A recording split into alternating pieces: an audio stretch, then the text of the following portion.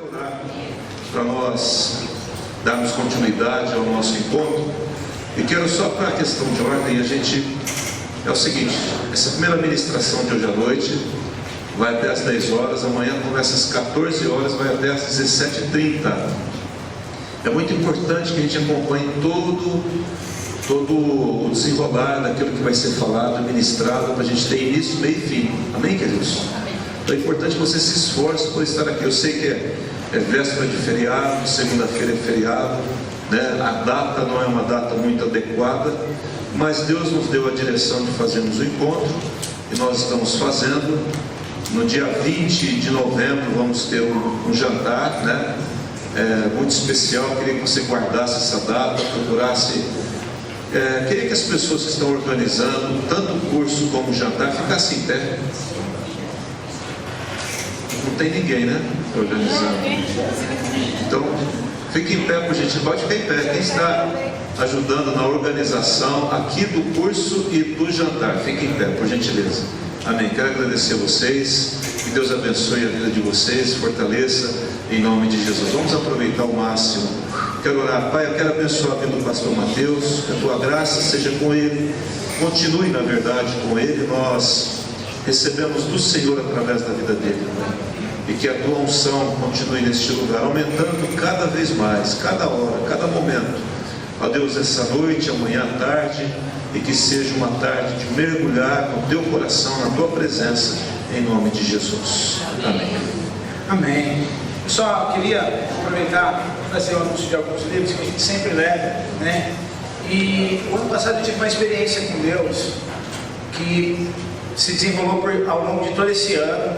Agora, esse mês de outubro, exatamente nessa data, está fazendo um ano que eu fiz uma viagem e eu tive uma experiência com Deus que começou a transformar assim toda a minha vida. Eu cresci num lar cristão, eu sou filho de pastor.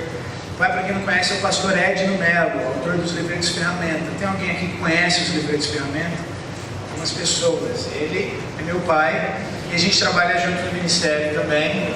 E nós somos pastores da Igreja Batista Rema. E eu sempre cresci no Evangelho e tudo mais. Só que na minha adolescência eu tive uma fase bem complicada, acabei me afastando um pouco da igreja, da presença de Deus. Com 17 anos eu tive uma experiência com Deus que marcou a minha vida, onde eu voltei, né, para a casa do Pai, digamos assim, voltei para a presença de Deus, e Deus começou a me restaurar, a trabalhar. Minha vida, um ano depois eu tive uma experiência sobrenatural com o Espírito Santo, que transformou a minha vida, que eu passei praticamente um ano, basicamente a minha vida, a minha rotina era ficar trancado no meu quarto, buscando a Deus, orando e meditando na palavra praticamente um ano todo. Eu já estava estudando, já tinha terminado o colegial, então tudo que eu fazia era isso, era orar, era buscar a Deus. E aí Deus começou a fazer coisas maravilhosas na minha vida. E o ano passado, eu acredito muito que Deus trabalha em ciclos, né? E o ano passado completou um ciclo de 7 anos na minha vida. E aí, assim, algumas coisas estavam acontecendo, que foi um ano muito difícil para mim, muito complicado, ministerialmente, emocionalmente, espiritualmente falando, em todas as áreas. E aí eu fiz uma viagem onde eu fui em alguns centros de avivamento, fui buscar algumas respostas, fui me dedicar, deixar um tempo para Deus tratar o meu coração. Eu acredito que sempre a gente precisa dedicar tempos onde a gente precisa de um refrigério na nossa vida. E foi isso que aconteceu comigo. Eu fiz essa viagem. Depois que eu fiz essa viagem, nesses lugares Deus começou a me tratar e me transformar. De um ano para cá, ao longo desse ano todo, Deus tem trabalhado com o meu coração, tem me tratado, me mostrado muitas questões que eu achava que eu já tinha resolvido, questões que eu achava que eu já tinha curado dentro de mim, que já estava tudo bem. E Deus me mostrou que na verdade eu só tinha colocado um band-aid por cima. E Deus começou a arrancar os band-aids e tocar de novo nas feridas e tratar o meu coração. Então tudo que eu vou compartilhar aqui nesse seminário, tanto hoje quanto amanhã, são coisas que se tornaram uma experiência na minha vida, uma experiência própria realmente, coisas que eu não só vivi, mas coisas que eu estou vivendo. Então assim, eu sempre digo que eu ainda estou aprendendo. Tudo que eu vou compartilhar aqui são coisas que eu ainda estou aprendendo. Eu creio que a gente pode crescer no conhecimento do Senhor a cada dia, cada vez mais. E eu estou aprendendo bastante, e isso tem transformado a minha vida. E uma coisa chave para esse acontecimento na minha vida foram alguns livros que chegaram na minha mão. Quando eu fiz essa viagem, eu acabei descobrindo 3 livros que assim revolucionaram a minha vida. E onde eu vou eu levo esses livros, né? E um deles é esse livro aqui, chama Sentindo o Abraço do Pai. Tudo que eu vou falar aqui, essa apostila que eu montei, é baseado em experiência própria, baseado naquilo que Deus vem tratando no meu coração, vem me mostrando, mas também é baseado em 3 livros, esses 3 livros. O primeiro deles é esse aqui, Sentindo o Abraço do Pai. Esse livro, assim, ele fala sobre a paternidade de Deus. Ele é um tipo do livro que você lê o primeiro capítulo e aí você começa a chorar. Na primeira página você já começa a chorar. Seja você quem for. Aí você lê o primeiro capítulo, você tenta terminar o primeiro capítulo e você não consegue. Porque aí você quer parar e ler de novo. Aí você volta, aí você termina o primeiro capítulo e você fala, vou começar o segundo. Não, mas eu preciso ler o primeiro de novo, porque é muita informação. Aí você volta. E aí Deus vai tratando com você. Aí você lê, então você quase não sai do primeiro capítulo, de tão bom que é. Aí quando você vai avançando, você vai falando assim, meu Deus, ele está descrevendo a minha vida. Ele está me descrevendo aqui. O que é isso? Porque é muito profundo as coisas que ele trabalha aqui, que são coisas, na verdade, muito simples, mas muito profundas. Que muitos de nós achamos que sabemos, que conhecemos, que vivemos, mas quando você começa a ler isso aqui, você fala assim, meu Deus, eu preciso me converter novamente. Esse é um desses livros. O outro livro é esse livro aqui, O Sobrenatural, Caminho da Realeza. E hoje, toda a primeira parte hoje, o seminário é dividido em 2 partes, por isso que a gente tem agora, à noite e amanhã. É basicamente baseado nesse livro aqui. Esse livro mostra como muitos de nós, apesar da gente aceitar Jesus, vir à igreja, ter um relacionamento com Deus, nós ainda continuamos vivendo com uma mentalidade escrava, com uma mentalidade medíocre e uma mentalidade muito aquém daquilo que Deus projetou para nós. E aí quando você lê esse livro assim, ele começa a revelar para você coisas que você nem sabia que existiam na tua vida. E aí ele vai tratar questões no teu coração. Eu até falo assim que as pessoas normalmente têm medo de ler esse livro aqui, porque quando elas leem, elas sabem que elas vão ser transformadas. Por isso que elas não querem ler, entendeu? Porque muita gente é acomodada. Porque quando você lê isso aqui, você vai ser transformado, porque vai mudar a tua maneira de pensar. No final do livro, ele tem um teste, que é muito legal o teste. São 80 perguntas, e aí tem um resultado final que vai mostrar se você tem uma mentalidade de escravo ou se você tem uma mentalidade de filho de Deus. É muito legal o teste que tem no final do livro. E eu fiz esse teste, e o interessante foi que eu fiz o teste, e aí depois meu pai fez junto, nós fizemos juntos, só que separado. E o nosso resultado deu igual, idêntico, o meu e dele. A probabilidade de dar igual é tipo 1 em 400. E é uma coisa impressionante o teste, porque te ajuda a clarear a sua mente e falar assim, meu Deus, eu preciso tratar questões da minha vida. Porque aí você acha que não, eu sou filho de Deus, e eu vivo a vida de Deus, e eu sei viver o cristianismo. Quando você lê isso aqui, você fala assim, não, peraí, eu preciso rever a minha vida. E foi isso que começou a acontecer comigo. E o terceiro livro é esse livro aqui, que é o título que a gente carrega no seminário, Cultura da Honra.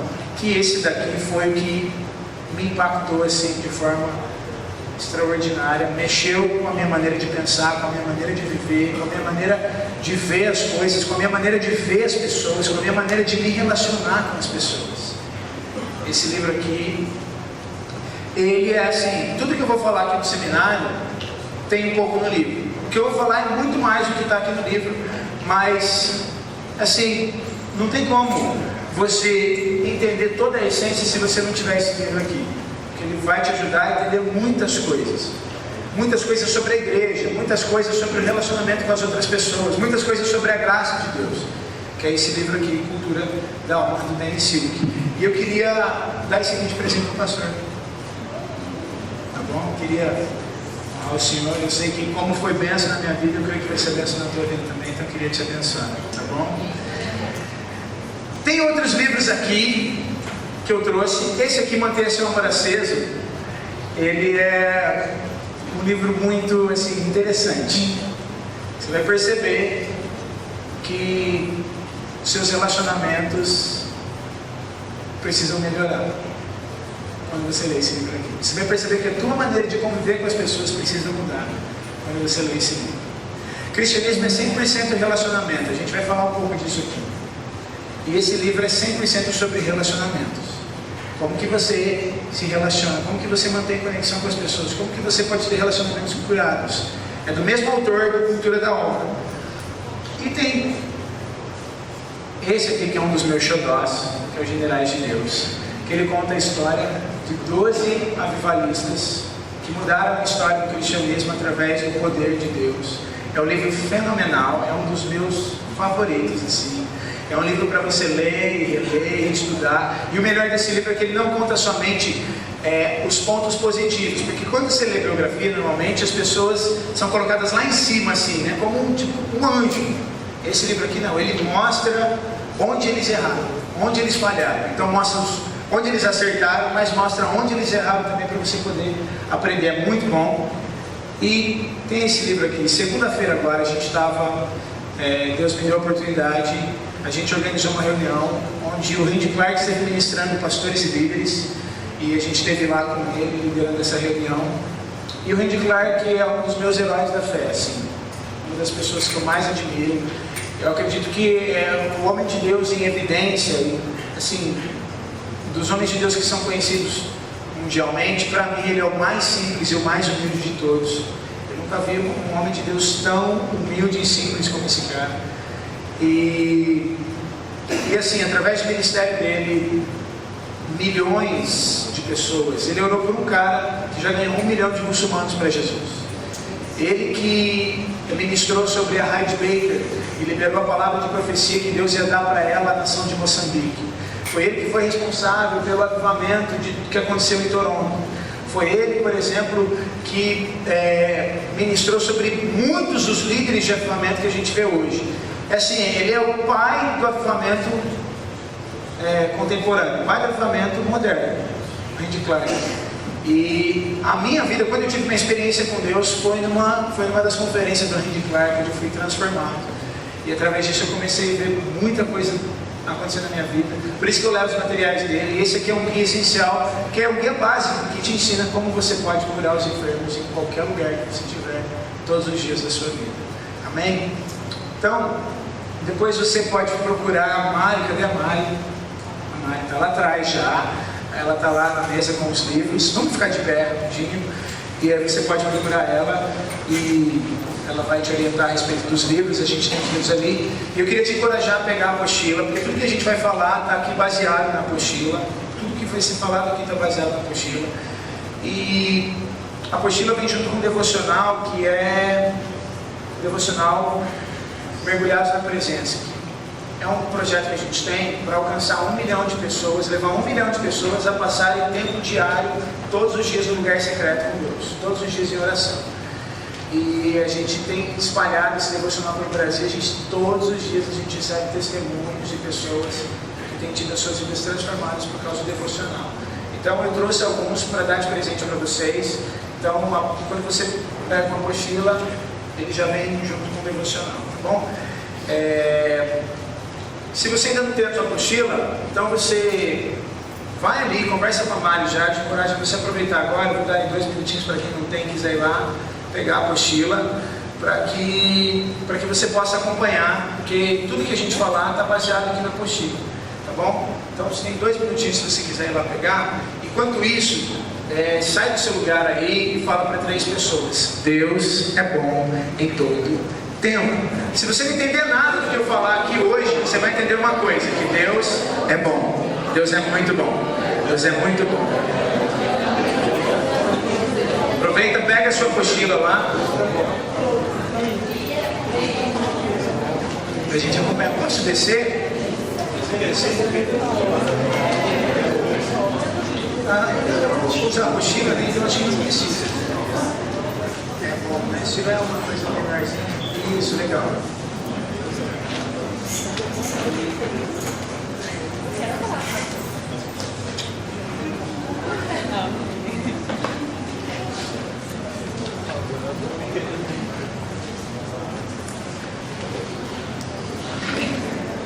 Feche seus olhos, peça para o Espírito Santo revelar para você o que a gente vai falar aqui, porque eu tenho certeza que assim como tem mudado a minha vida, vai mudar a sua vida também. Então peça para Ele, fala: Espírito Santo, me revela, me ensina, fala comigo, mostra no meu coração. eu quero aprender, eu quero entender. Pai, nos ensina nessa noite, nós somos os teus alunos, em nome de Jesus, amém. Amém? Pode sentar. Queria dizer que eu estou muito honrado de estar aqui hoje com vocês, esses 2 dias, e estou muito feliz mesmo. E assim, meu coração está muito alegre, né? A gente teve alguns dos alunos da escola do Sobrenatural, são daqui da igreja, e a gente é muito feliz por poder ver os resultados que Deus tem feito na vida deles e como Deus tem abençoado essa igreja também. Amém? Vamos lá. Se você tem a apostila aí, abre na página de número 4. A gente vai falar sobre cultura de honra. É assim, Deus ele tem me dado a oportunidade de viajar para muitos lugares. Graças a Deus, eu assim, me considero uma pessoa realmente privilegiada pelas oportunidades que Deus tem me dado. E uma coisa que eu observei, uma vez eu estava em New Jersey, na cidade de Newark, e eu estava com um amigo meu, e eu fui no banco com ele. E o que aconteceu? Ele é brasileiro. Lá em Newark é uma das maiores comunidades de brasileiros que tem nos Estados Unidos. Em Boston tem muitos brasileiros, em New Jersey tem muitos brasileiros, em Nova York também. São os lugares onde tem maior concentração de brasileiros. E aí a gente estava lá, e ele foi comigo ao banco, e a gente foi conversando em português. Quando a gente entrou no banco, eu me dirigi à moça do caixa em inglês. Conversei com ela em inglês e voltei a conversar com meu amigo em português. Enquanto ela estava fazendo o procedimento. Quando eu terminei de falar com ele, que ela terminou de fazer o que ela precisava fazer, ela me chamou e eu fui responder em inglês. Só que ela começou a falar comigo em português, mas ela era americana. E eu achei muito engraçado aquilo. Eu falei, mas como que você fala português? Como que você aprendeu a falar português? Você é casado com um brasileiro? Como que é? Ele falou, não, é que para trabalhar aqui, você precisa saber falar 2 idiomas, inglês e português. Se você não souber falar português, você não consegue emprego. Por causa do número de brasileiros que tem tanto brasileiro que eles tomaram conta. Então, entendeu? Se você não sabe falar português, você não consegue emprego naquela determinada região. E aquilo me fez pensar numa coisa. E assim, eu tenho muitos amigos brasileiros que moram lá, que moram, por exemplo, em Nova York. E quando eu vou na casa deles, eu acho muito engraçado, porque eles estão morando nos Estados Unidos, mas eles comem arroz, feijão, bife e batata frita, todo dia. Eles tomam Guaraná. Os americanos vêm para cá, a gente dá Guaraná para eles ficam assim maravilhados, né, com Guaraná. Só que aí você vai para lá, você está na casa do brasileiro, ele tem Guaraná na casa dele. Outro dia eu queria comer traquinas, eu gosto muito de traquinas, bolacha recheada.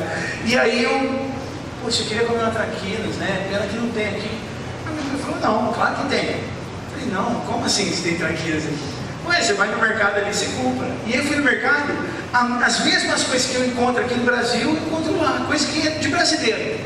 E eu comecei a perceber que eles moram nos Estados Unidos como se eles estivessem no Brasil.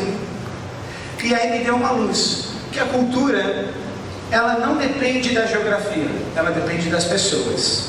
Diga assim comigo, a cultura depende das pessoas. A cultura está nas pessoas. Se você tem, por exemplo, uma criança que ela nasce na China, mas ela vive na China numa casa de brasileiros. E esses brasileiros vivem com brasileiros, ok? Essa criança nasce na China, mas ela vive ali e cresce com os brasileiros. Que cultura que ela vai herdar? Brasileira. Brasileira. Por quê? Porque a cultura está nas pessoas. Então você tem brasileiros que moram nos Estados Unidos como se eles estivessem no Brasil, porque eles deixaram o país, mas o país não deixou eles. Entende? A cultura não saiu deles. Eles têm aquela cultura dentro de si. Por isso que eles vivem ali como se fossem brasileiros. Então, ali eles falam língua de brasileiro. Na rua, quando eles estão na rua, eles falam inglês. Mas dentro de casa eles falam português. Quando eles estão na rua, eles... eu conheço brasileiros que moram lá há 17 anos que não falam inglês. Eu fico indignado, porque eu falo, meu Deus, eu aprendi a falar inglês sozinho. E o cara mora aqui há 17 anos e ele não fala inglês. Mas por quê? Porque ele só convive com brasileiro, ele só fala com brasileiro, só conversa com brasileiro. A rotina dele é uma rotina de um brasileiro, porque ele vive a cultura de brasileiro.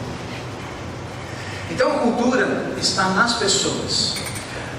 O que é uma cultura? Uma cultura é um conjunto de instituições, hábitos, costumes, liturgias, talvez, de uma sociedade, de um povo, ok? Então uma cultura é um conjunto de hábitos, tradições, costumes, instituições de uma determinada sociedade ou de um determinado povo. Então os brasileiros têm uma cultura, os americanos têm outro tipo de cultura, os espanhóis têm outro tipo de cultura, os italianos têm outro tipo de cultura. Então, se você tem a oportunidade de viajar, é muito legal quando você vê essa diversidade de pessoas. Por isso que quando você tem duas pessoas de diferentes nacionalidades que se casam, você tem um choque de culturas. Entende? Porque a pessoa carrega a cultura. Vocês estão me entendendo? Beleza. Então, o que acontece? Assim como cada país aqui na Terra tem uma cultura, o céu, o reino de Deus também tem uma cultura. E a palavra que melhor define a cultura do céu é a palavra honra. Diga honra. Na verdade são 3 palavras. Diga comigo: honra, graça, amor. Ok? São 3 palavras. Tanto é que se você abrir a apostila, o título está aí: amor, graça, honra. Porque essas palavras eu descobri que elas definem tudo o que acontece na realidade do céu. Quem aqui é cidadão do céu? Pois bem, então você tem a cultura do céu dentro de você. Você não precisa estar no céu para ter a cultura do céu. Você só precisa ser do céu. É diferente. Está entendendo? Porque a cultura está onde? Em você. Deus nunca criou o homem para ir para o céu. Deus criou o céu para vir até o homem. Se Deus tivesse criado o homem para ir para o céu, Ele teria criado Adão aonde? No céu. Mas Ele criou Adão na terra. Por quê? Porque a missão era que Adão fizesse da terra um lugar mais parecido com o céu. É que Adão implantasse aqui na terra a cultura do céu. Por isso que Jesus é chamado de o segundo Adão. Quando ele veio, ele resgatou aquilo que Adão perdeu. E ele nos ensinou a orar como? Venha a nós o teu reino. Ele não disse assim: nos leve para o teu reino. Não, é o contrário. Venha o teu reino a nós. Seja feita a tua vontade aqui na terra, assim como é no céu. Jesus, Ele é a palavra viva de Deus. Então Ele é a expressão do coração de Deus. E o desejo do coração de Deus sempre foi que aqui na terra fosse uma extensão do céu. Reinos colonizam. Por isso que os céus, a morada de Deus é chamada de reino. Porque Deus tem, assim como Ele tem um reino, Ele é o rei, Ele governa sobre esse reino. E o que acontece? O desejo dele foi expandir esse reino para a terra. Por isso que no Jardim do Éden era uma realidade, era uma atmosfera igual a que era no céu, onde Deus tinha total liberdade de passear no meio do jardim, assim como Ele fazia no céu. Porque a ideia de Deus era fazer da terra um lugar parecido com o céu. Por isso que Deus disse para Adão: multiplique-se, encha a terra. Ou seja, espalhe, porque Ele sabia que a cultura está nas pessoas. Se houver mais pessoas, maior a cultura e mais rápido a cultura vai se estabelecer. Sempre foi esse o projeto de Deus. Infelizmente o homem pecou e passou a autoridade para quem? Para Satanás. Por isso que Satanás aparece para Jesus em Lucas capítulo 4 e mostra todos os reinos da terra e diz a ele: olha, tudo isso me foi dado. Quem deu a ele? O homem. E Cristo vem então para resgatar essa autoridade de volta. Até aí tudo bem? Ok? Então nós temos a cultura do céu. Você tem a cultura do céu dentro de você. Certo? Então a gente vai falar um pouco sobre isso. A palavra que melhor define essa cultura do céu é a palavra honra. Na verdade, essas 3 palavras: amor, graça e honra. Ok? Todo mundo me acompanhando aí? Então vamos lá.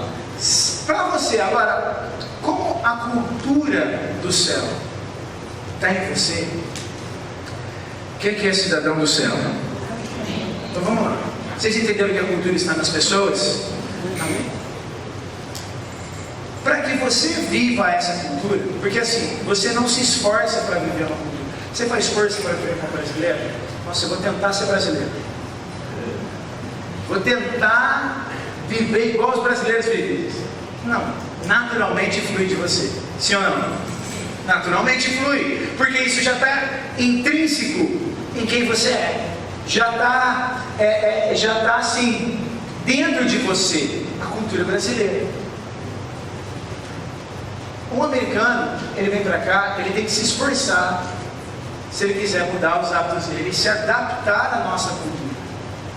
Uns se adaptam com mais facilidade, outros com menos facilidade. Mas, ele não faz esforço para ser americano. Então, muita gente acha que o cristianismo é assim, você tem que lutar, você tem que se esforçar para viver aquilo que Deus ordenou você viver na Bíblia.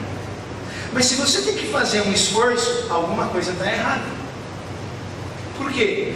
Porque, vamos pensar comigo, o fruto do Espírito a cultura do céu, ela se revela muito no fruto do Espírito, ok? O fruto do Espírito é amor, o que mais? Alegria, paz, longanimidade, benignidade, bondade, fé, mansidão, domínio próprio ou temperança, correto? É o fruto do Espírito. Uma árvore faz força para produzir fruto? Apareceu o fruto. É assim? Não. O fruto nasce como? Naturalmente. Nasce a flor, ela brota, né? Fica toda florida. Então, após as flores, vem o fruto. Correto? Vocês estão me acompanhando? Beleza? Então, o que acontece? A árvore não faz força para produzir o fruto. O fruto nasce naturalmente na árvore.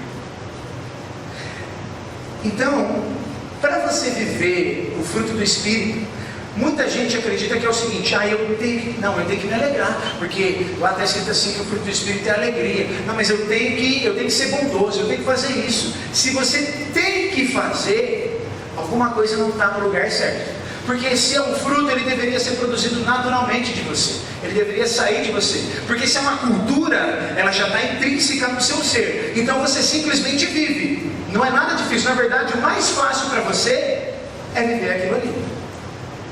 Porque nós somos cidadãos do reino dos céus. É como ser brasileiro. É muito fácil ser brasileiro. É só você ser quem você realmente é. Correto? Pois bem, para que você entenda então a cultura do reino do céu, porque o que acontece é que nós nascemos de novo. Então nós nascemos nesse novo reino. Todas as coisas se fizeram novas, as coisas velhas passaram. Então por isso a gente pode aprender aquilo que Deus tem para nós. Só que para você entender o que é essa cultura de honra, o que é essa cultura do céu, como que é isso, primeiro você precisa entender uma coisa: quem você é. Porque se você não entender quem você é, você vai se esforçar para fazer tudo o que eu vou falar aqui amanhã. Só que o que vai acontecer? Vai chegar uma hora que você vai se frustrar. Igual uma pessoa outro dia chegou para mim e falou assim: porque todo mundo agora está falando desse negócio de honra, de cultura de honra, e não sei o que lá de honra, está todo mundo sendo honrado, menos eu. Ou seja, a pessoa não entendeu nada. Porque a cultura, ela não espera que os outros pratiquem com ela pratica com os outros. É diferente. De graça recebestes, então você já recebeu, por isso você de graça dá. Melhor coisa é dar do que receber. Então o princípio de Deus é esse, ok? Por isso que para você entender o que a gente vai passar, tudo que a gente vai falar amanhã, você precisa entender o que a gente vai falar agora. Porque você precisa entender quem você é, que é como eu falei, como você ser brasileiro. Para você ser brasileiro, você só precisa fazer uma coisa: ser você mesmo, ser quem você já é. A mesma coisa é o reino de Deus. Só que eu descobri que muita gente, isso eu descobri na minha própria vida, que nós estamos vivendo no reino de Deus, na verdade, tentando viver no reino de Deus, mas nós não entendemos a nossa real identidade de filhos de Deus e como cidadãos desse reino. Então eu vou falar um pouco sobre isso agora, ok? Se você tem uma apostila, abre aí na página de número 6, que o título é Descobrindo a Sua Verdadeira Identidade. Então vamos entender quem você realmente é, o que Deus pensa sobre você, qual que é o conceito de Deus sobre você, o que Ele acha de você, quem você realmente é. Porque quando você entender isso, naturalmente você vai viver a cultura. naturalmente, aquilo que a gente falar aqui amanhã vai fluir de você. Amém? Então vamos lá. Para viver uma cultura de honra, primeiro você precisa entender quem você é. O versículo para mim que mais define a cultura de honra é Romanos capítulo 12, versículo de número 10. O livro de Romanos é um livro muito interessante. Se você nunca estudou o livro de Romanos, eu te encorajo a estudar o livro de Romanos. E ele é um livro, eu vou tentar resumir um pouquinho para você. Ele começa falando um pouco da situação atual do pecado, né, de como assim o pecado tem se espalhado e tudo mais. E ele vai caminhando, ele fala de que todos pecaram e da necessidade de arrependimento, que não existe nenhum justo sequer. Então ele começa a falar como Deus enviou a Jesus para morrer na cruz, para nos remir dos nossos pecados, para transformar a nossa vida. Aí ele vai, no capítulo 6 ele já fala, por exemplo, do batismo, que você morre com Cristo, você é sepultado com Cristo, você entra numa nova realidade. Aí no capítulo 7 ele faz o paralelo entre a vida antiga e a vida nova. Então ele mostra, olha, a tua vida antes era assim, agora que você tem Jesus, a tua vida é diferente, você vive no Espírito. Aí ele vai falando no capítulo 8 e tal, o capítulo 9 ele fala vai falando no capítulo 9, 10, 11, vai falando da salvação, de como a gente foi enxertado na raiz, que agora a gente é parte do povo de Deus.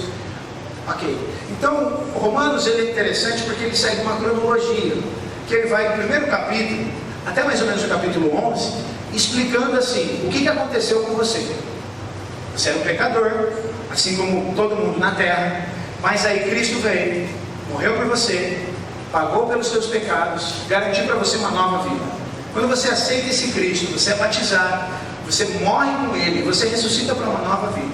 E aí você passa a viver uma vida no Espírito.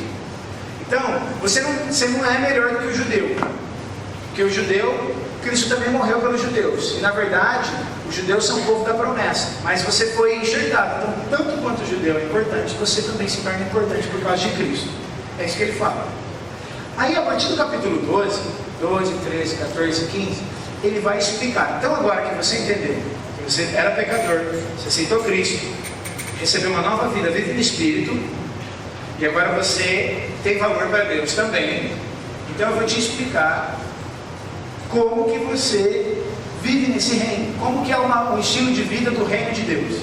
Aí vai no capítulo 12, 13, 14 e 15. O 16 são as saudações finais.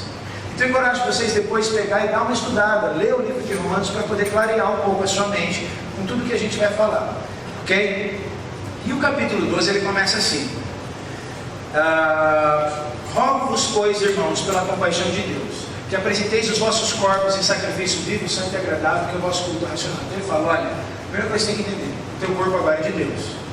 Então, quem vive nesse corpo aí é Cristo. Ele fala, não se conforme com este mundo, mas sejam transformados pela renovação do vosso entendimento. Uma coisa que é interessante, abre lá em Romanos capítulo 12, a gente vai ler vários versículos bíblicos, ok? Quem está com a apostila já vai ter os versículos aí na apostila. Mas se você não tem, abre a tua Bíblia lá em Romanos capítulo de número 12.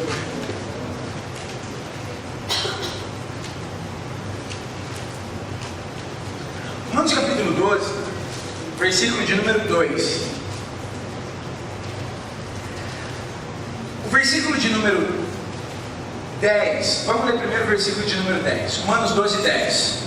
Amai-vos cordialmente, com amor fraternal, preferindo-vos em honra uns aos outros. Até o versículo 10 ele fala dos dons espirituais. Ele fala, o teu corpo é de Deus, você precisa renovar a tua mente, ser transformado. E você tem poder agora, você tem dons que são dados por Deus. Então, vou explicar para você o que é a cultura. Ele vai.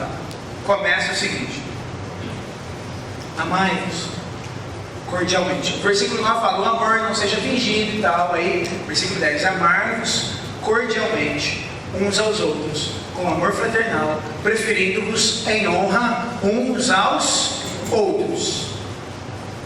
Esse versículo define a cultura de honra. Amor, graça e honra. Essas três palavras estão aí dentro desse versículo. Amor, graça e honra.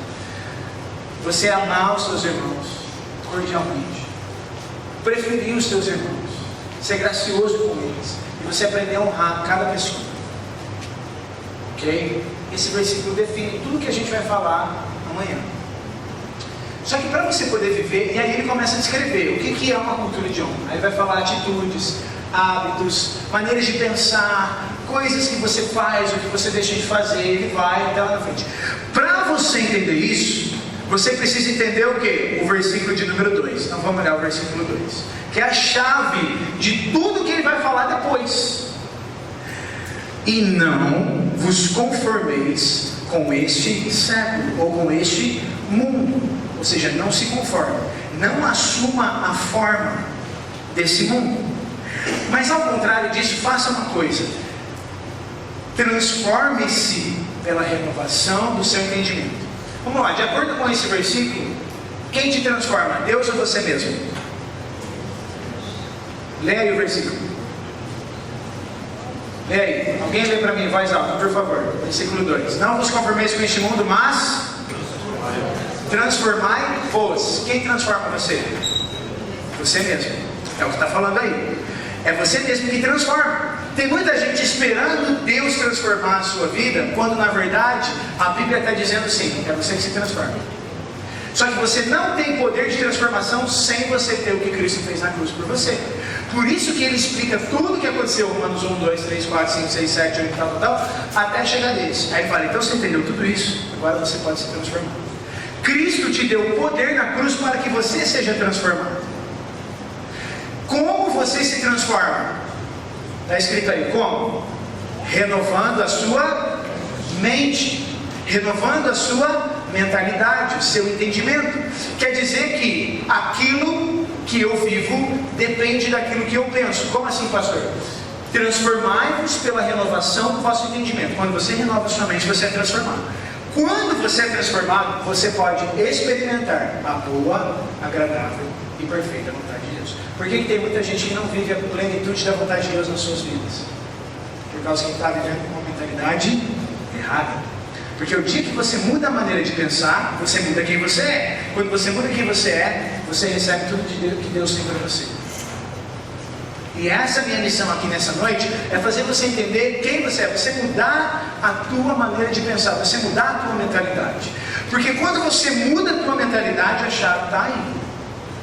Você entende quem você é, você vive diferente. Quem quer viver a plenitude de Deus na tua vida?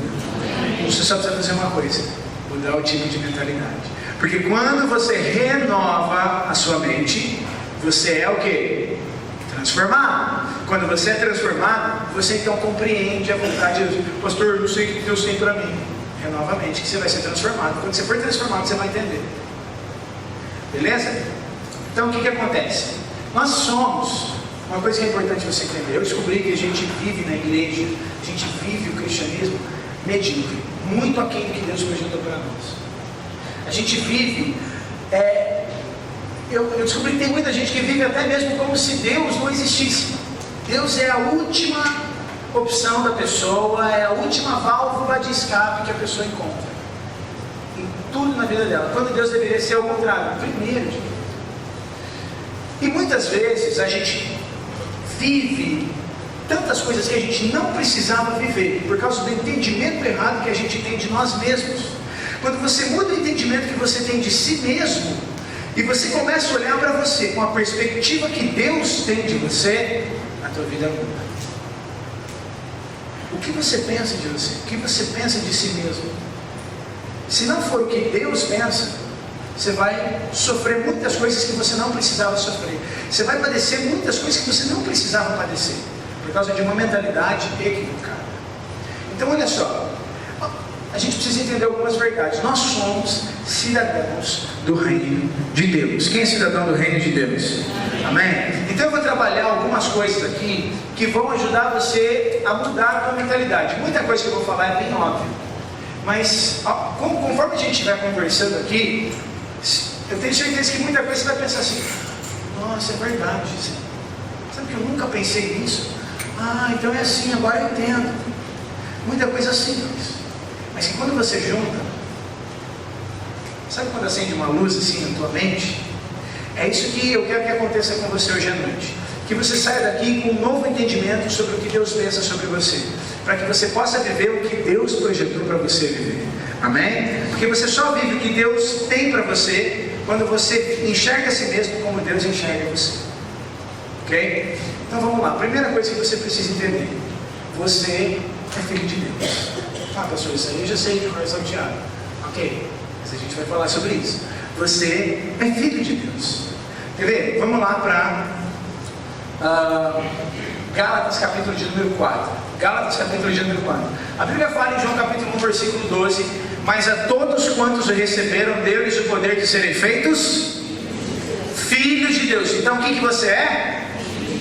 O que você é? Fala para quem está do seu lado: eu sou filho de Deus. Se você tem Jesus, você é filho de Deus. Ok? Você não é escravo do pecado. Você não é um miserável pecador. Não, você é filho do Deus Altíssimo. Você é filho de Deus, ok? Vamos lá. Cristo veio para restaurar a nossa identidade como filhos amados por Deus. Qual que é o propósito da vida de Cristo? Vamos ler em Gálatas capítulo 4. Gálatas capítulo 4, versículo de número 4. Alguém que tem a apostila aí, pode ler para mim o texto, por favor? Bem alto. Gálatas 4, 4 e 5. Está aí na apostila. Quem tiver, pode ler isso. Mas fim da plenitude dos tempos, Deus enviou seu Filho, nascido de mulher, nascido sob a lei, para remir os que estavam debaixo da lei, a fim de recebermos a adoção de filhos. Vamos entender o texto. Vindo a plenitude dos tempos, Deus enviou o seu Filho, nascido sob a lei, nascido de mulher, sob a lei, para remir os que estavam debaixo da lei. Então ele conta assim: olha, no tempo certo, Deus enviou Jesus. Aí ele fala: para quê? Para que ele enviou Jesus? Para remir os que estavam debaixo da lei. E ele veio remir com um propósito. Quem sabe me dizer o que é remir? Quem sabe dizer o significado da palavra remir? Qualquer pessoa. Pagar o preço, resgatar. Resgatar. Então o que acontece? Ele veio resgatar quem estava debaixo da lei, quem estava preso, ok? Ele veio para resgatar. Só que ele veio resgatar eu e você, ok? Isso somos nós, com um propósito. Qual que é o propósito? Olha aí no texto. Ele veio remir os que estavam debaixo da lei, ou seja, ele veio nos resgatar com um propósito, a fim de que recebamos a adoção de filhos. Então você não era filho de Deus, mas porque Cristo pagou o preço por você e te resgatou, você se tornou filho de Deus. Então Cristo veio com um propósito: resgatar os que eram presos, resgatá-los, pagou a dívida deles, pagou a fiança para que eles se tornem livres, com um propósito: para que esses agora possam ser filhos de Deus. Esse é o propósito da vida de Jesus. Jesus, ele não veio simplesmente para te abençoar, ele não veio só para te dar uma vida um pouco melhor, ele não veio para melhorar. Obviamente tudo isso faz parte do plano de Deus para você, mas o propósito principal pelo qual Jesus veio, qual que é? Te transformar em um filho de Deus. Assim como ele é, agora você também pode ser, ok? Antes você era órfão. A Bíblia fala que a gente era filho da ira. A Bíblia fala que nós éramos filhos da desobediência. Está escrito em Efésios capítulo 2. A Bíblia fala, Jesus chega e fala assim para um grupo de pessoas, fala assim: ó, vocês têm por pai o diabo. Nós éramos escravos do pecado, nós éramos órfãos. E aí o que ele fez? Ele nos tornou filhos de Deus. Olha só, Romanos capítulo 8. Vai lá para Romanos capítulo 8, versículo 15. Alguém que tem aí a apostila, pode ler para mim, por favor, Romanos 8, 15. Porque não recebeste o espírito de escravidão, para outra vez estardes em temor, mas recebeste o espírito de doação de filhos, pelo qual clamamos, Abba Pai. Então vamos lá. Você não recebeu o espírito de escravidão para ficar com medo de mim, mas você recebeu que espírito? O espírito que te adota como filho, o espírito de adoção de filhos. E através desse espírito você pode clamar: ah, papai, papai. Então hoje, quem você é? Filho de Deus. Filho de Deus. Gálatas diz assim: porque vocês são filhos, vocês são herdeiros de Deus. Deus enviou aos nossos corações o espírito de seu filho, por meio do qual clamamos: ah, Pai. Então veja que dentro de você tem o Espírito Santo. que é o mesmo Espírito que habitava em Jesus. Tanto quanto Jesus é Filho de Deus, hoje você também é o quê? Filho. Da mesma forma, você sabia que o Pai Celestial ama a Jesus? E Ele ama você do mesmo jeito que Ele ama Jesus? Quem aqui acha que Deus Pai ama Jesus? Levanta a mão. Amém. Algumas pessoas não têm muita noção assim. Mas Deus Pai ama Jesus, ok? Eles são um. É um amor sem fim. O mesmo amor que o Pai tem por Jesus, Ele tem por você. Amém. Essa é a ideia. Abre lá João capítulo 17. Quem tem a apostila aí para ler para a gente esse versículo? João 17, 26. Por favor. E eu lhes fiz conhecer o teu nome, e lhe farei conhecer mais, para que o amor com que me tens amado esteja neles, e eu neles esteja. Cara, olha esse versículo, meu. Olha Jesus, Ele está falando com o Pai. Ele fala assim: Pai, eu te revelei para eles. Porque Jesus veio fazer o quê? Ele veio revelar o Pai. Jesus veio revelar o Pai. Eu sou o caminho, a verdade e a vida. Ninguém vem ao Pai, senão por mim. Quem me vê a mim, vê o Pai. Eu não faço nada que eu não ouvi o meu Pai fazer. Eu não digo nada que eu não ouvi o meu Pai dizer. Eu e o Pai somos um. Ele veio revelar o Pai. Tudo que Jesus fazia apontava para o Pai. Por quê? Por que ele veio revelar o Pai? Porque o propósito dele era resgatar você para que você conhecesse esse Pai. E você se tornasse filho desse Pai, assim como ele é filho. E aí ele está orando, prestes a ir para a cruz. Ele para e ora e fala: Pai, durante todo esse tempo que eu tive aqui, eu fiz eles conhecerem você. Eu revelei você para eles. E agora eu vou revelar muito mais ainda. Para quê? Para que o amor com que você tem me amado esteja também neles. Você já parou para pensar nisso? Que o que Deus pensa de Jesus, Ele pensa em você. Porque é o mesmo amor. É o mesmo amor. Da mesma forma. Na verdade, se você for mais além, preciso de duas pessoas aqui para me ajudar. Dois rapazes, por favor. Vem aqui, Caio. Mais um rapaz aqui para me ajudar. Por favor, vem rapidinho. Olha só. Vamos entender um pouco do que Deus fez por nós. Do amor que Deus sente por nós. Irmão, hoje você é nascido de Deus. A Bíblia fala assim que aquele que não é nascido de Deus não pode ver o reino de Deus. Aquele que não nasce do Espírito, aquele que não nasceu da água e do Espírito, não pode entrar, não pode ver o reino de Deus. Então, você nasceu de quem? De Deus. Você tem o DNA de Deus. Jesus não veio melhorar partes da sua vida. Jesus veio para te dar uma nova vida. É diferente. Então, quando a Bíblia fala assim que as coisas velhas já passaram e tudo se fez novo, é tudo. Não são algumas coisas. É tudo. O problema é que muitas vezes a gente não acredita na grandeza do sacrifício de Cristo por nós. A gente diminui esse sacrifício. A gente limita o poder do sacrifício de Deus quando a Bíblia diz que é tudo. E a Bíblia diz assim, que do mesmo jeito que Deus ama Jesus, Deus ama você. E se você for mais além, a gente cresceu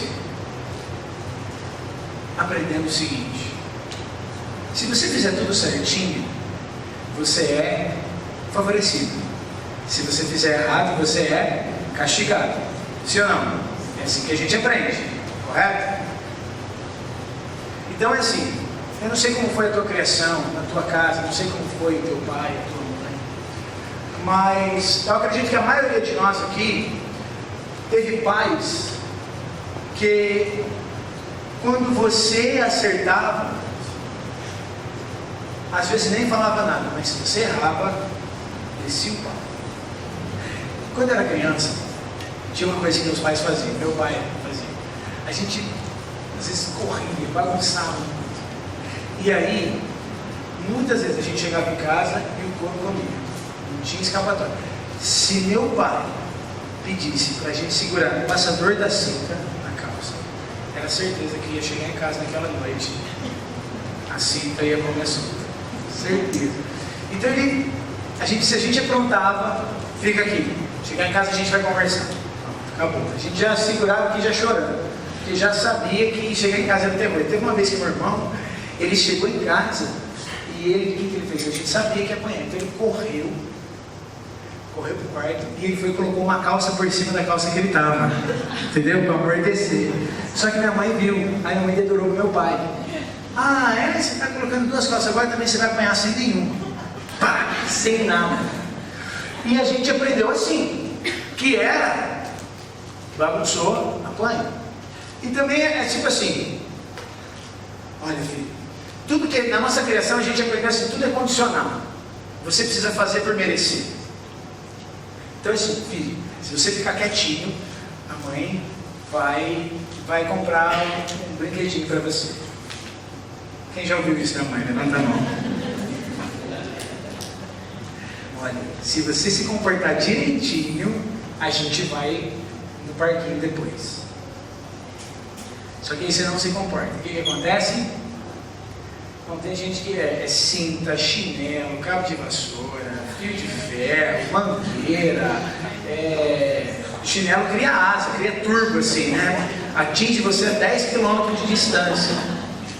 É uma experiência assim, incrível, né? E você é assim, se você tem irmão, a coisa é pior, porque aí às vezes o teu irmão, ele é mais comportado que você, então ele faz as coisas tudo direitinho, e você é o espoleta da casa. Então o que acontece? Você está sempre levando, e seu irmão sempre sendo favorecido, sempre sendo abençoado. Ou às vezes, você que é o certinho, apanha por causa da arte do seu irmão, que é espoleta. E aí, a gente vai crescendo, aprendendo assim, que tudo é condicional. Você tem que fazer por merecer. Então, para você ganhar o videogame que você queria, você precisa tirar boas notas na escola. Se você não tirar boas notas, você fica de castigo. Sim ou não? Sim. Correto. Só que a mente do Pai Celestial é completamente diferente da nossa. Totalmente diferente. E no nosso sistema humano é assim, o filho rebelde é castigado, o filho certinho é favorecido. Só que Deus, ele tem um sistema diferente de trabalhar, uma forma diferente. Deus ama tanto você, o mesmo amor que Ele tem por Jesus, que é o Filho perfeito. Pense em Jesus, Jesus nunca pecou, Jesus nunca errou, Jesus nunca falhou. Na verdade, Jesus, Ele é como Deus, Ele é Deus, desde o princípio. Ele é o Filho perfeito de Deus, Ele veio de Deus, Ele é Deus. E você, não precisa nem falar, né? Eu e você, olha, só misericórdia na nossa vida. Só que com o mesmo amor que Ele ama Jesus, Ele ama você, é o mesmo. Na verdade, sabe o que Ele fez? Aqui, ó, imagina que aqui está o filho rebelde. Okay? E aqui está o filho perfeito, Jesus. O filho rebelde representa eu e você, somos nós. No nosso conceito é o seguinte, esse aqui é o filho rebelde. Ele merece ser castigado, ele aprontou, fez coisa errada, fez coisas muito feias, coisas assim que machucaram o coração do pai, coisas que geraram um caos, coisas que trouxeram complicações extremas. Esse cara aqui merece um castigo violento, severo. Esse aqui é o filho perfeito. Ele merece ser favorecido, abençoado. Ele merece ser honrado. Aí sabe o que o pai faz? Então você é o filho perfeito. E você, meu filho, você merece ser castigado, você merece ser abençoado. Então eu castigo você para poder abençoar você. É isso que ele fez. Eu castigo o filho perfeito para poder deixar o filho rebelde livre. O castigo que nos traz a paz estava sobre ele. E pelas feridas dele, nós fomos curados. Esse é o amor de Deus por nós. Ele ama tanto você, que Ele foi capaz de sacrificar o filho legítimo, puro, perfeito e sem pecado, por amor a você, que era um filho rebelde. A Bíblia fala que nós éramos inimigos de Deus. Nós estávamos distantes de Deus, longe. O salário do pecado é a morte. Nós estávamos destituídos da glória dele. Aí Ele fez assim, olha, você vai ser castigado, beleza? Em favor dele. E tudo que é seu, eu vou dar para ele. Nós somos herdeiros de Deus e co-herdeiros com Cristo. Assim como Cristo é filho, você se tornou filho. O que Cristo tem, você também tem. O que era de Cristo, hoje também é seu. Por causa do que Cristo fez. E o melhor é que o Filho Perfeito falou assim: Pai, eu quero ir. Eu vou. Eu me entrego, ainda que contra a minha própria vontade. Se possível, afasta de mim esse cálice. Mas quer saber? Não faz a minha vontade não. Vale a pena. Nosso irmão. Porque a Bíblia chama hoje nós de irmãos. Porque Cristo é o nosso irmão mais velho. Quem está entendendo? Amém. Esse é o nível do amor de Deus por você. Amém? Obrigado, hein? Valeu. Esse é o nível do amor de Deus. É tão interessante que assim, a mesma glória que o Pai deu a Jesus, o Pai deu a você. Pense em Jesus. Jesus é glorioso, sim ou não? Poderoso, sim ou não? Jesus, antes dele vir à terra, ele tinha tudo. Está escrito assim que todas as coisas foram feitas por intermédio dele. Sem ele nada do que foi feito se fez. Olha só. Aí Jesus está orando. E olha o desejo do coração de Jesus. João capítulo de número 17, versículo de número 22. Alguém que tem a apostila, lê aí para mim, por favor. João 17, 22. Olha o que Jesus fez com você. E eu dei-lhes a glória que a mim me deste, para que sejam um como nós somos um. Olha só, o que Jesus está falando? Eu dei a eles a glória que a mim me deste. Então a mesma glória que é de Jesus é de quem também? Sua. Está entendendo? A mesma glória, quem falou isso foi Jesus. Pai, a mesma glória que o Senhor me deu, eu dei para eles. Você é um ser glorioso. A Bíblia fala em Salmos: quem é o homem para que dele te lembres, ou o filho do homem para que o visites? Aí diz assim: um pouco menor do que os anjos o fizeste, mas de glória e honra o tens coroado. Você foi coroado com glória e honra. Você é um ser glorioso. Você é um ser nobre. Você é um ser honrado. Você não é mais um ser pecador. Hoje o que é de Cristo é seu. A Bíblia fala que nós somos herdeiros de Deus. Herdeiros de Deus. Herdeiros de Deus. Então o que é dele é nosso. O que é de Cristo é seu.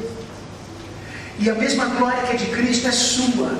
Você pode ser tudo que Cristo é. Você pode ter tudo que Cristo tem. Você pode fazer tudo que Cristo fez. Jesus disse assim: as mesmas obras que eu fiz, vocês também farão. E farão coisas ainda maiores. Por quê? Porque eu vou para o Pai. E Jesus falou: é necessário que eu vá.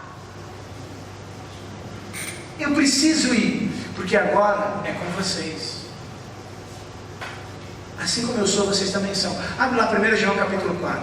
Quem tem a apostila, leia para a gente. Tudo que Cristo é, você também pode ser. Tudo que Cristo faz, você pode fazer. Tudo que Cristo tem, você pode ter. Nisto, 1 João 4,17. Na apostila está errado, está 17,4. É o contrário, 4,17. Nisto é perfeito o amor de Deus para conosco, para que no dia do juízo tenhamos confiança. Porque qual Ele é, somos nós também neste... Não, vamos ler de novo essa parte. Qual Ele é, qual Ele é, somos nós também nesse mundo. O que Ele está dizendo? Assim como Deus é, você é nesse mundo. Você está entendendo isso? Que assim como Ele é, você é também nesse mundo. Cristo em nós, a esperança da glória. Pense, não, para pensar nisso. Pense em Deus. Deus é todo poderoso? Sim ou não? Deus é glorioso? Sim ou não? Sim. Deus é maravilhoso? Sim ou não? Sim. Assim como Ele é, você é nesse mundo. Amém. É a Bíblia que está falando. Você está vendo que tudo que a gente está falando aqui, a gente está lendo os versículos. Porque, irmão, eu quero ajudar você a sair dessa ideia de que você é simplesmente mais um. De que você é um ser pecador com tantas falhas e defeitos. Ok, você tem falhas e defeitos, eu também tenho. Mas a Bíblia diz que Deus nos considera perfeitos em Cristo. Está escrito em Colossenses capítulo de número 2. Você sabia que você é tudo que um dia o diabo sonhou em ser, mas nunca vai ser? Pera, repete. Você sabia que você é tudo que o diabo um dia sonhou em ser, mas nunca vai ser? Vamos lá. O diabo, Lúcifer, habitava onde? Antes da queda? No céu, ok? Ele habitava no céu. E a Bíblia diz assim, que ele desejou ser semelhante ao Altíssimo. Ele desejou ser semelhante ao Altíssimo e assentar-se nas alturas, assentar-se no trono, ok? Diz que ele desejou assentar-se lá no trono. E ele queria ter mais poder do que ele já tinha, porque no céu ele tinha autoridade, só que ele queria mais autoridade do que ele já tinha. O coração dele se corrompeu. Aí, um dia eu me perguntei, poxa, se Deus sabia que Satanás ia seduzir, enganar Eva e fazer com que Eva pecasse, por que Deus mandou o diabo para a terra? Aí eu entendi que isso na verdade é o plano perfeito de Deus, a inteligência soberana do Todo-Poderoso. Quando eu entendi isso, eu falei, nossa, é o melhor plano. Porque veja, Deus mandar Satanás para a terra foi genial. Como assim? O que acontece? O diabo, ele estava no céu e ele queria se assentar nas alturas, ele queria ser semelhante ao Altíssimo, ele queria ter autoridade, mas aí o que Deus faz? Ele se corrompeu, aí Deus manda ele para a terra. Aí Deus faz assim, pois bem, o diabo queria ser parecido comigo, então vou fazer o seguinte, façamos o homem a nossa imagem, conforme a nossa semelhança. Ou seja, o diabo todo dia tem que olhar para a imagem de Deus. Todo dia. Está entendendo? Porque você é a imagem e semelhança do Deus Todo-Poderoso.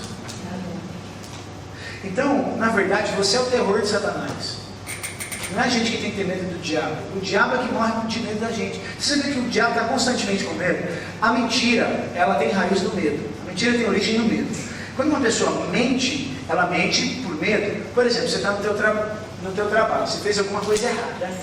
E aí, alguém pergunta, quem fez isso aqui? Ah, não sei não. Estava assim já, na hora que eu cheguei.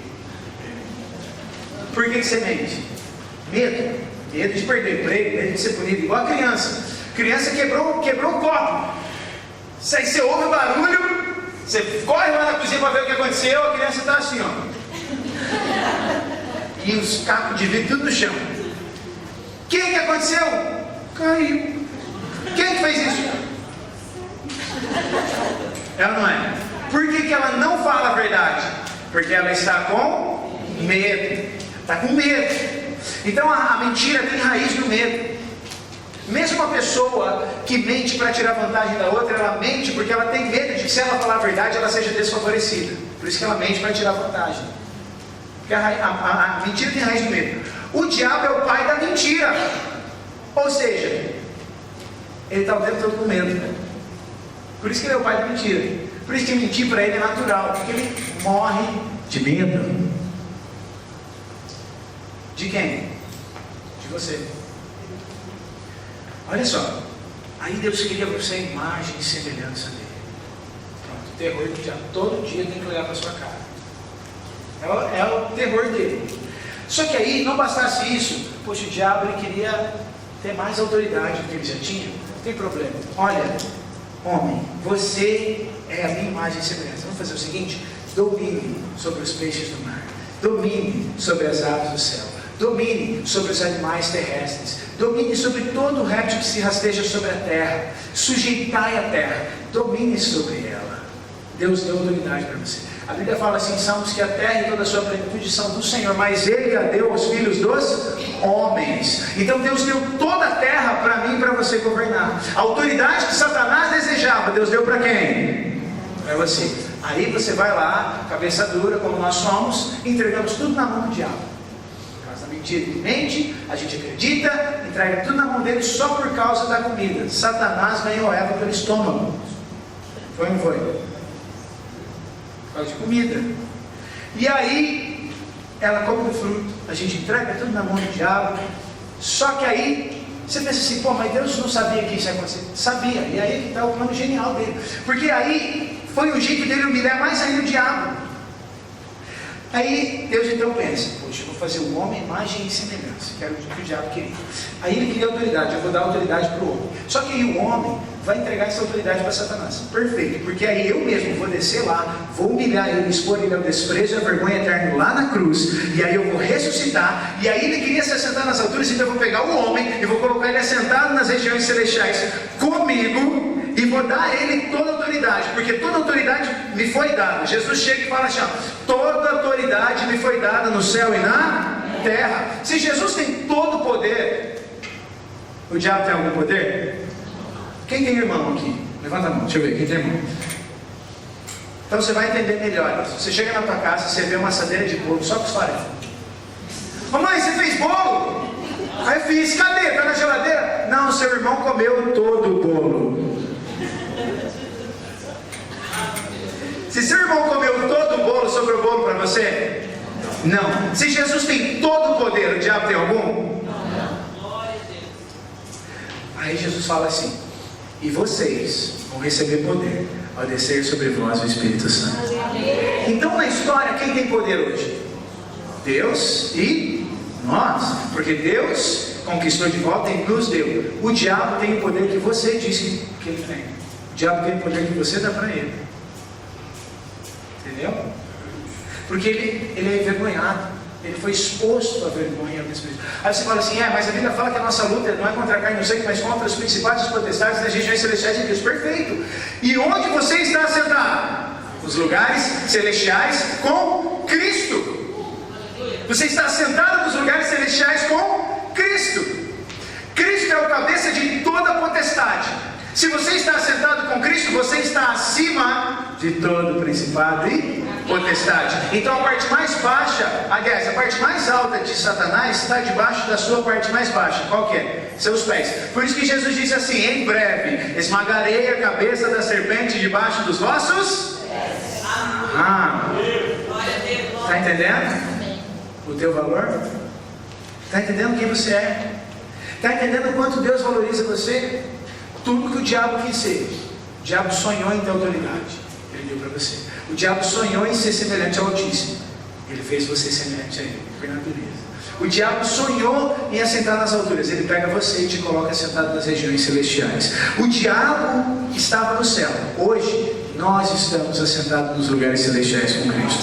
E o fechamento é o melhor. Porque em breve, ele vai esmagar a cabeça do diabo debaixo dos nossos pés. Então, quem quer que está com medo nessa história? Entendeu? Bom, você pode todas as coisas naquilo que te fortalece. Deus ama você de forma especial. Deus foi capaz de sacrificar o próprio filho dele por amor a você. Ele não mediu esforços. Ele não mediu esforço algum. Você tem valor para Deus. A Bíblia fala assim que nós fomos comprados por um alto e bom preço. Você sabia que Deus se alegrou de ver Jesus morto? Eu achava assim. Quando Jesus morreu na cruz, o céu escureceu. É a tristeza do coração de Deus. O pai ficou triste de ver o filho dele naquela situação. Uma obra. Como assim, pastor? Isaías 53:10 clareou a minha mente. Mas a Deus agradou o morrendo, fazendo-o enfermar. Deus se agradou de ver Jesus sendo moído na cruz. Olha aqui, porque assim, se você conhece a história de Noé, cara, eu tenho vontade de chorar, de pensar na grandeza do amor de Deus. Porque se você conhece a história, você sabe que Noé, quando a arca estacionou ali no Monte Ararat, Noé pega e oferece um sacrifício ao Senhor. E aí diz assim que Deus sentiu um cheiro suave. Ai, que delícia. Aí Deus falou, quer saber? Nunca mais vou destruir os homens com as águas do dilúvio. E aí ele põe um sinal no céu, que é o arco-íris. Aí Isaías diz assim, e será, quando vier o remidor, quem que é o remidor? Cristo. Quando vier o remidor, será para mim, como foi nos dias de Noé, onde jurei, que nunca mais me irarei com os homens. Está escrito em Isaías. Aí quando Cristo morre naquela cruz, Cristo é o Cordeiro de Deus que tira o pecado do mundo. Na hora que Ele morre, o sacrifício dele ali é a oferta suave, é a oferta agradável, o holocausto perfeito. O cheiro sobe. Deus não olha assim, ai, meu filho morreu. Não, Deus, que coisa boa. Nunca mais eu vou precisar destruir os seres humanos. Nunca mais eu vou precisar mirar com eles. Deus se agradou de ver Jesus morrer. E aí diz assim que quando a sua alma ver a posteridade, quem que é a posteridade? A posteridade é o que vem depois. Nós somos a posteridade. Quem é que veio depois de Cristo? Você não levantou a mão, você veio antes dele? Você é a posteridade, veio depois. Então, a sua alma verá a posteridade. Prolongará os dias. Quem é que recebeu vida eterna? Prolongar. E o bom prazer do Senhor prosperará na sua mão. Deus ficou satisfeito. Quando Cristo morreu, foi a alegria de Deus. Sabe por quê? Porque Ele viu você. Ele pensou em você. Vale a pena. Vale a pena. Vale a pena. Vai ser demais. Deus viu hoje. Deus viu lá na frente. Ele viu. Eu estou sacrificando um filho para ter milhões de outros filhos. Filhos perfeitos. Filhos lindos. Filhos maravilhosos. Por isso que a Bíblia fala assim, que vocês já estão purificados pela palavra que Ele nos tem falado. Nós somos lavados com água pura, que é pela palavra. A Bíblia fala que nós somos lavados com a lavagem da regeneração pelo Espírito, que está escrito lá em Tito. Nós, irmãos, somos aceitos diante de Deus. Você é aceito diante dele. Você não precisa fazer por merecer. A gente criou, a gente cresceu aprendendo que a gente tem que fazer por merecer, mas no reino de Deus, você não faz por merecer, porque no reino de Deus você não conquista nada, você recebe tudo. Tudo é de graça, tudo é pela graça, porque pela graça sois salvos. Isso não vem de vocês, é um presente de Deus, e não é pelas coisas que vocês fazem, para que ninguém fique orgulhoso. Você só precisa receber e entender, pera, eu sou filho dele, eu sei quem eu sou, eu tenho o DNA dele, assim como ele é, eu sou nesse mundo. Assim como ele é, você é nesse mundo, você é o reflexo da glória de Deus aqui. Antes Moisés tinha que pôr um véu, porque a glória refletia na face dele e as pessoas não conseguiam olhar. Hoje o véu foi tirado. A Bíblia fala que agora nós refletimos como por um espelho a glória do Senhor, e nós somos transformados de glória em glória, como pela mesma imagem, na mesma imagem, pelo mesmo Espírito do Senhor. Então você reflete a glória dele.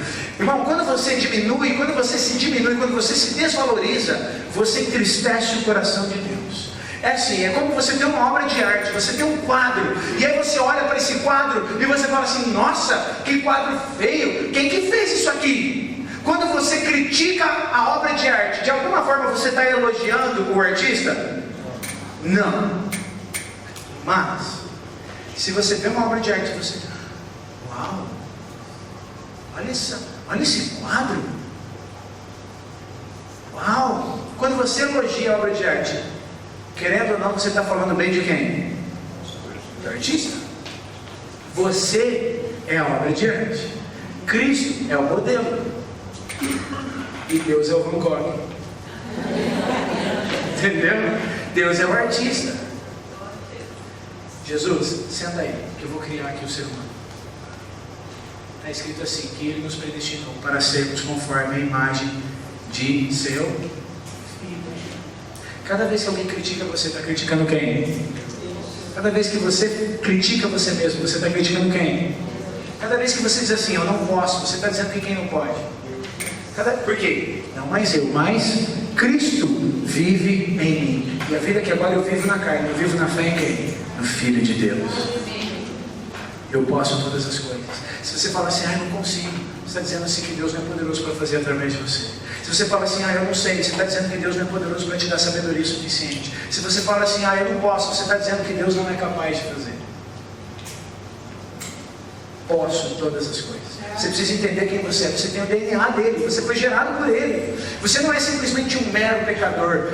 Eu sou um miserável pecador, pobre pecador. Deus tem misericórdia de mim. Não. Deus é santo, sim ou não? Sim. Quem aqui nasceu de Deus? Deus produz coisa impura? Então você é impuro? Se você nasceu de Deus? A questão é que muitas vezes você não entende que você já é santo. A Bíblia fala assim, aos santos que estão em Éfeso, para os santos, buscar os santos. A questão é que você, às vezes, muitas vezes você não entende que você já foi santificado, que você já foi purificado, e aí você acha assim, não, eu estou sendo purificado, eu estou sendo santificado, então eu estou lutando, e aí você peca um monte de vezes e você acha que isso é parte da sua vida. Por quê? Porque eu estou no processo de transformação. Não, a Bíblia fala que todas as coisas se fizeram novas. Não é um processo de transformação, a transformação já aconteceu. Agora você precisa renovar a sua mente e receber essa transformação dentro de você. E entender que você fala, peraí, eu sou santo, então eu não faço isso aqui. Eu sou puro, então eu não me contamino com isso. Eu sou filho de Deus, e um filho de Deus não age assim. É você ter o entendimento de quem você é. Porque quando você entende quem você é, o que Deus pensa de você, quem você é nele, quem Ele é em você, tudo é possível. Irmão, nós somos chamados para reinar.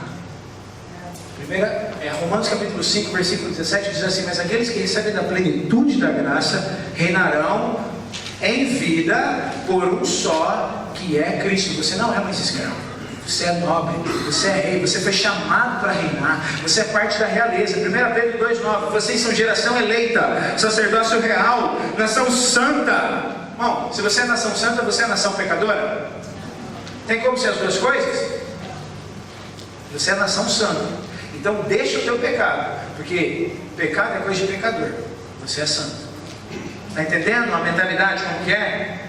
É diferente. Você é puro, então deixa as tuas impurezas, porque você é puro. Impureza é coisa de quem não é filho de Deus. Você foi resgatado e você tem poder para falar não. Sabe o que é domínio próprio? Domínio próprio é você se entregar, é você dizer sim. Denis Silva fala isso, é você dizer sim de forma tão intensa para algo que tudo mais perde o valor. Então é você dizer tão sim para Deus que as outras coisas não fazem efeito na tua vida. Porque você entende quem você é. Você entende o que Ele fez por você. Aí fica fácil amar. Por quê? O amor de Deus já está derramado no teu coração. Romanos 5,5. Ele não vai se derramar. Já está. Deus é amor. Deus habita em você. E não é mais você quem vive, é Cristo. Então, você é a expressão do amor. Está entendendo? Você não é mais escravo. Para terminar, eu quero contar um exemplo para vocês. Que eu sempre conto, que é o exemplo das Schweppes. Como assim? Você só paga em algo o preço que você considera que vale. Presta atenção. Você quer comprar um carro. O preço de mercado dele, vamos colocar que é 30 mil reais. Tabela fina, ok? Aí você chega no dono do carro. Quanto você está pedindo? O cara fala assim, 3 milhões. Você vai comprar um carro? Por quê? Vale 3 milhões de carro? Só se for de ouro, a mataria dele. Não vale, não adianta. Você quer comprar uma casa, né? Você quer comprar uma casa. Aí a casa vale 200 mil. Aí você vai perguntar, quanto você está vendendo? Então, eu estou pedindo 20 milhões na casa. Você vai comprar? Pensa quantas casas você compra com 20 milhões. Não vale, você não paga. É assim, você paga em algo o preço que você considera que vale. Ok? Então é assim. Hoje, por exemplo, eu fui no shopping, fui no McDonald's. Aí fui comer aquele lanche novo do McDonald's. Aquele cheddar duplo assim. Aí, quem estava comigo? O Vando, né? Cadê o Vando? O Vando estava comigo. Aí a gente olhou assim, aí vem a batata com bacon e cheddar. Mais refrigerante, 30 reais.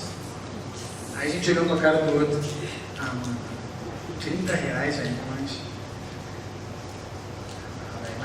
Vai. Foi ou não foi? Vamos, vai, não tem problema. A gente pagou. Por quê? Porque vale. Pra mim. Tá entendendo? Você quer comprar uma roupa. Tem gente que é assim. Minha mãe faz assim. Ela vai na loja. R$100. Aí ela volta. R$80. Aí ela volta. R$50. Agora dá para comprar. Porque ela não acha que vale 100. Ela acha que vale 50. Por isso que ela só paga 50. Estou dando um exemplo. Ok? Então, eu gosto muito de Schweppes Citrus. Gosto muito. E aí, 1,5 litro de Schweppes vale em torno de R$6, R$7, mais ou menos, se você comprar numa padaria. Ok?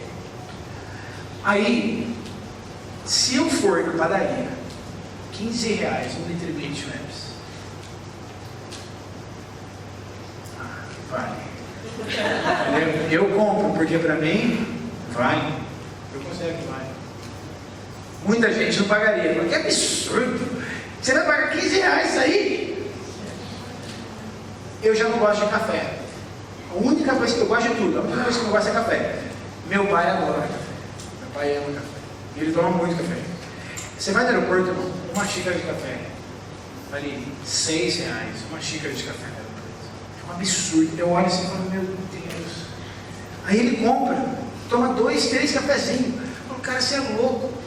Às vezes a gente vai estar indo para São Paulo. Ele está aqui em São Paulo, irmãos. Ele para no frango assado para tomar um cafezinho.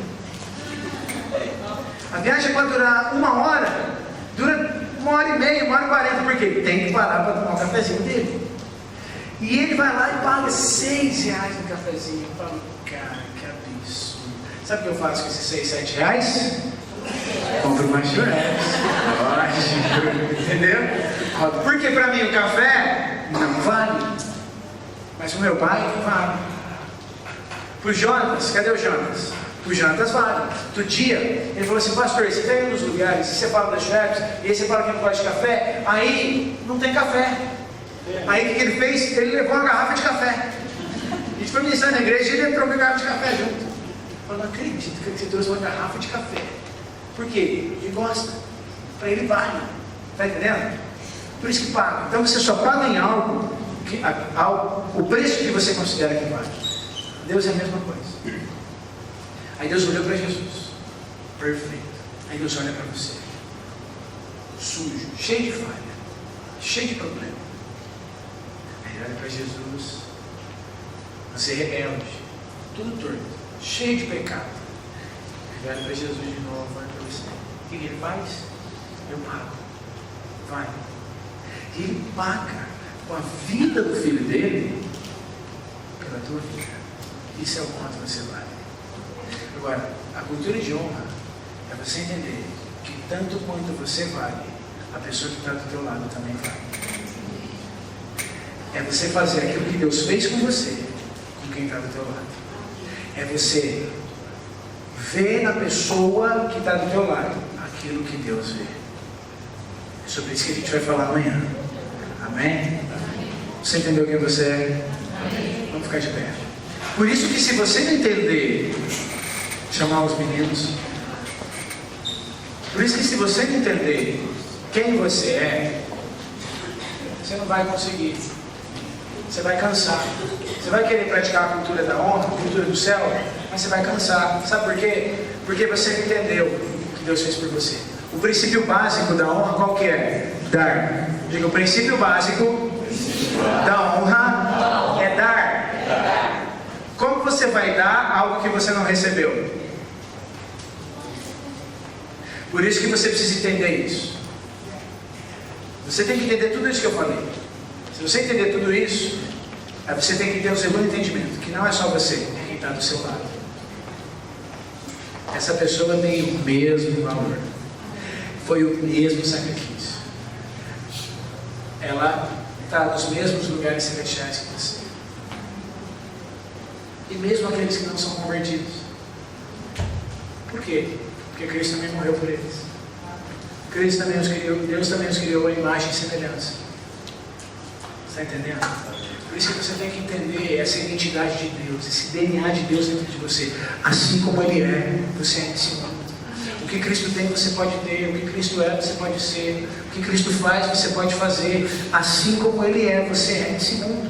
É esse o entendimento que tem que permear a nossa mente. É esse entendimento que tem que penetrar as profundezas do nosso coração. Cristo em mim, a esperança da glória. Cristo em mim, a esperança da glória. Cristo em mim, a esperança da glória. Cristo em mim, não mais eu, mas é Cristo. Eu sou como Cristo, eu penso como Cristo. A Bíblia fala em 1 Coríntios capítulo 2, mas vocês têm a mente de Cristo.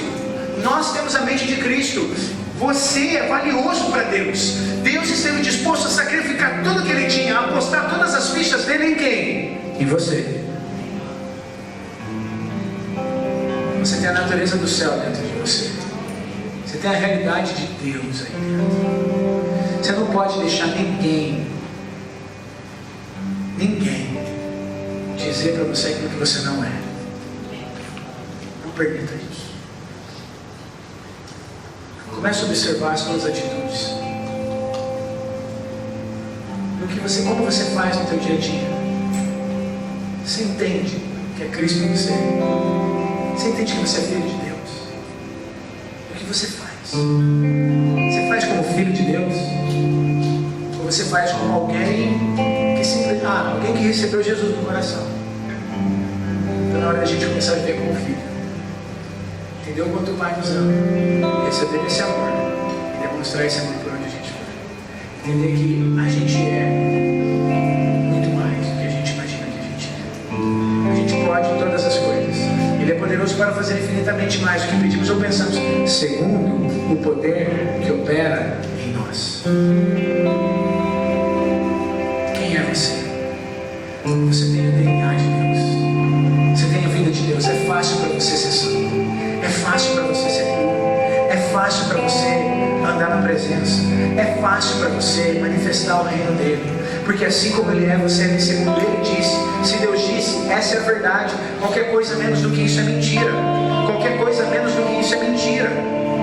Se você acredita que você precisa se consagrar mais, eu tenho que jejuar mais para Deus me usar mais, então você está condicionando o poder e o agir de Deus na tua vida a algo que você faz e não aquilo que Ele fez por você na cruz. Eu não jejuo para Deus me usar mais, eu jejuo para que eu possa conhecê-lo mais. É diferente. Você não ora para ter mais poder, você ora para passar mais tempo com Ele. Essa é a mentalidade, porque você é filho, você já foi aceito, você já foi lavado, você já foi remido, você já foi possuído pelo Espírito Santo, porque Ele entrou dentro de você. A tua natureza terrena já está morta. Os que são de Cristo crucificaram a carne com as suas paixões e concupiscências. Você agora é um filho de Deus. É isso que tem que penetrar o teu entendimento e falar, eu sou um filho amado, eu represento Deus nessa terra. Tudo que Ele é, eu também posso ser, porque assim como Ele é, eu sou nesse mundo. Eu tenho a natureza dele dentro de mim, eu tenho o amor dele dentro de mim, eu tenho a vida de Deus dentro de mim. Você tem que se tornar o amor. Entenda quem você é.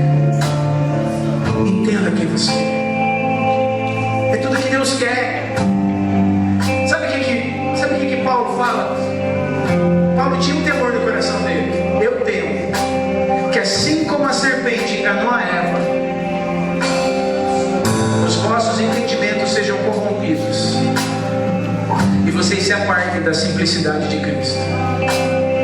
Esse era o temor do apóstolo Paulo, de ver uma igreja que não entendia o valor que ela tinha em Deus, que deixava de acreditar na verdade do Evangelho para acreditar nas mentiras que Satanás jogava na mente deles. Esse era o temor do coração. Esse tem sido o temor do meu coração, de a gente viver uma vida onde a gente acredita mais naquilo que o inimigo fala sobre nós, nas mentiras que ele coloca na nossa mente, do que na verdade de Deus. Quem é você? Quem é você? Feche os seus olhos.